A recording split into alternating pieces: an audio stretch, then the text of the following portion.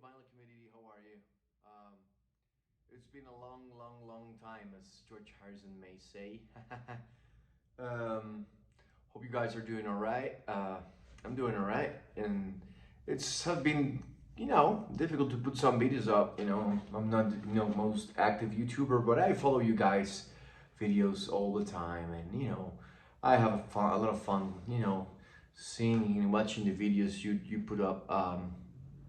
So I want to do one today, we're talking about Music Matters Jazz.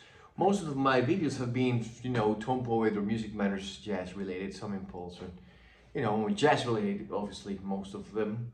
And I want to just show some more records on my Music Matters Jazz collection. Some just were, recent picks through Discogs or, some through the website still. And, talk a little bit about them, and hopefully you guys can pick some up if you like them. Some are available still, and you can serve the Discogs website if not. First one I want to show is this one, Freddie Hubbard. I want to show two Freddie Hubbard albums today. I'm gonna open and close with Freddie Hubbard, and this one here today is one of my favorite Freddie Hubbard albums, definitely. It's was not released when it was when it was recorded, was later released, but this one has a lot of substance. Freddie Hubbard is such an explosive performer, right? I think he's one of the best horn players in Blue Note. He plays here with Wayne Shorter. Also plays here with Cedar Walton, Reggie Workman, and Philly Joe Jones. I love the work that Philly Joe Jones do with Freddie Harvard. When they play together, it's very good. I highly recommend this one, definitely. Also the cover, I think is very nice. I've seen a shirt, people with this shirt on. I want to get one of those shirts, definitely. This one is still available, and this is Freddie Red Quintet. Just wait a second, just to figure this out. Yeah, all right. Freddie Red Quintet. He passed away recently this year, and he was a hell of a player, very underrated player, and a very underrated album. To be honest with you, I didn't. Heard this before he was, he unfortunately passed, and I saw a video from the, not a video, a post from the Bluno Facebook page or Instagram page, and I just was late night, and I just put my headphones on and blasted, and this was just a hell of an experience, and I love this record now. Very interesting player, definitely. Plays with Jackie McLean in alto sax, Tina Brooks on tenor sax, Freddie Red obviously on piano, Paul Chambers and Louis Hayes on drums. There's the pictures again. Yeah. This one is available, and I highly recommend this one. Definitely. I don't know why it's just overlooked. It's really good album. Next, this one was fun thing. This one I picked it up. I picked up this one from the website. Cape Verdean blues from the great Horace Silver. This one is still available. A little bit expensive, but you can pick it up. And the thing is, when I came out, came over to Costa Rica, was just the vinyl was just not very good, and so I wrote to them, and they kindly replaced this one with a test pressing. So I got the test pressing sleeves there, and I put the records here, and was just for having the cover and all the things. But what can I say about this record? It plays with Woody Shaw on trumpet and J.J. Johnson on trombone, Joe Henderson, Bob Crenshaw and Roger Humphreys on drums. I think this one is one of the best. One of the best albums that he did, Horace, and obviously along with Song for My Father. But sometimes I even consider this one better than the other one. You know, it's just depending on the day. But this one has just such amazing tracks. You know, the first one definitely it could fit definitely on songs from my father, the Cape Verdean Blues. You know, and then the African Queen and Pretty Eyes. I think those are such iconic tracks.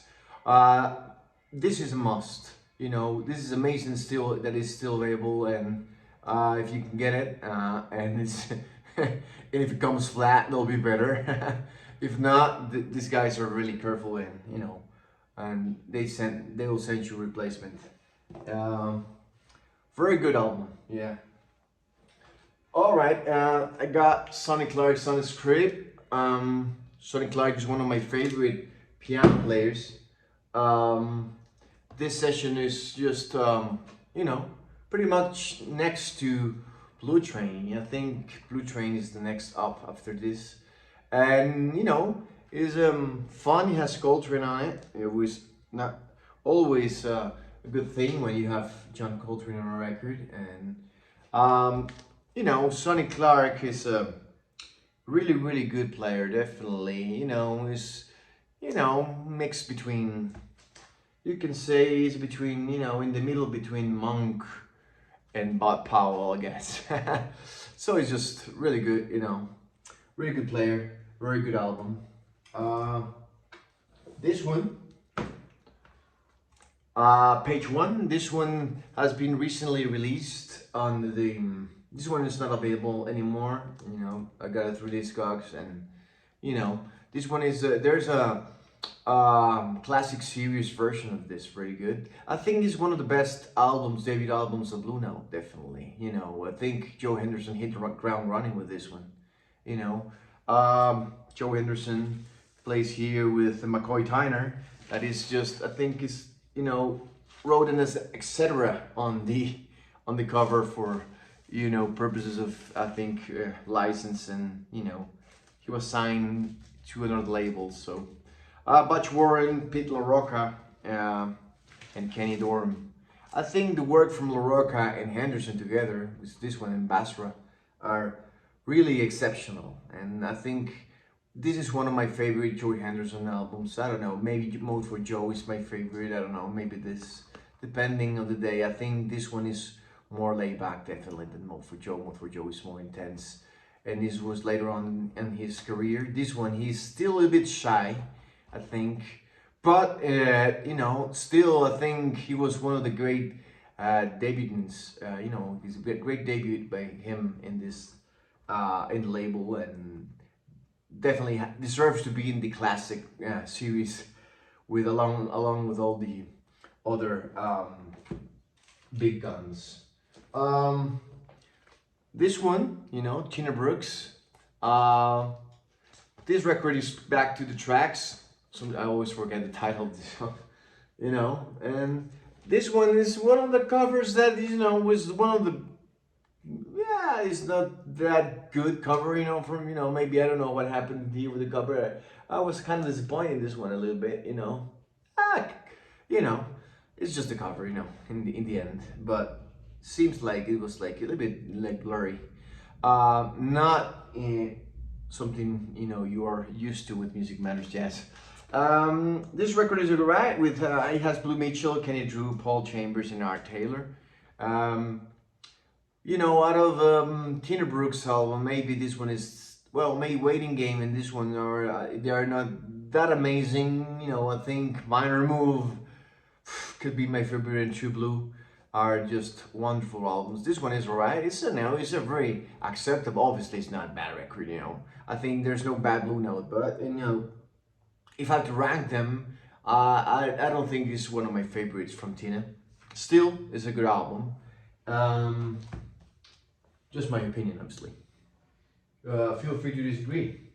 Well, this is just one of the classic laid-back, you know, albums. Stanley Turrentine with the Three Sounds, and this is just late-night jazz. You know, what an amazing experience listening session is this Blue Hour. nobody can just dislike this. You know, you could put this album to anybody, and you know, it's just, oh, what a, you know, amazing sounding album, and everybody, you know, is on tune and ready to go. What an amazing album. Highly recommended if you can get one. This Horace Parker was one us three. I love the cover in this one. Very nice.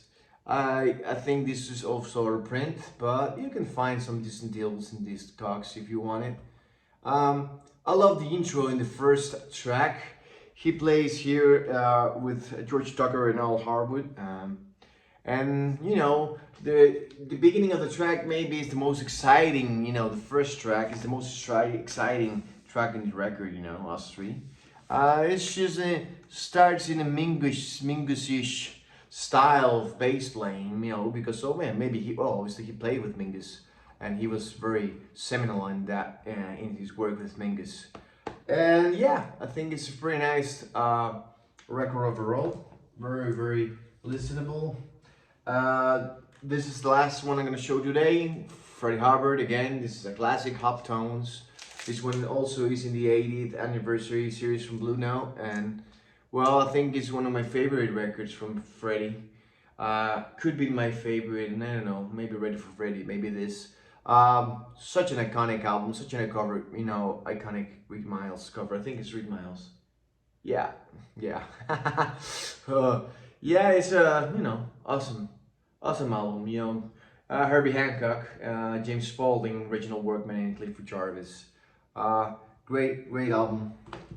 And last but not least, I bought this book. You know, was released for the 75th anniversary of Bluno, and it's just a wonderful experience, a wonderful read. You know, it comes with pictures there, and you know, they talk in depth of some albums, and you know, comes from every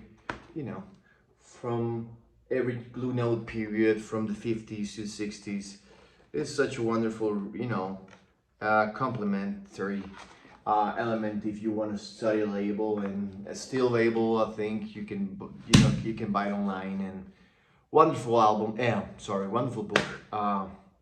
Highly recommended, and you know, having like a couple, you know, like maybe some like a couple of beers, and you know, a glass of wine, and you know, and have a good read. You know, so highly recommend it. And well, thanks for watching, and I'm out. Cheers.